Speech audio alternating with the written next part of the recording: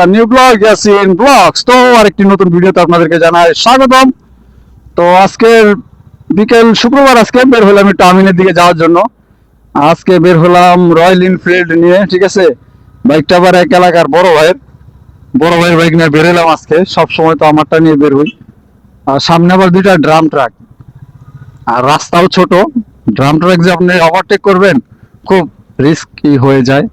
So that's why আসলে আস্তে আস্তে যাচ্ছি। দেখি, রাস্তা খুবই ছোট, এই যে দেখতেছেন সাইডে আবার পিকআপ আসতেছে, ছোট রাস্তা।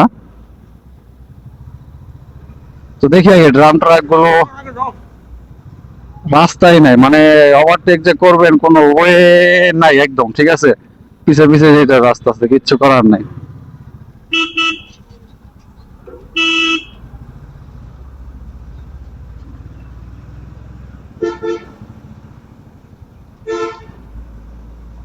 যাই, সমস্যা না, আস্তে আস্তেই যাই। ছোট রাস্তা কি করবেন, ছোট রাস্তায় বড় গাড়ি ঢুকলে আসলে এরকম পরিস্থিতিতে পড়তে হয়, এটাই স্বাভাবিক। ওরে শালা, সামনে আবার পানি।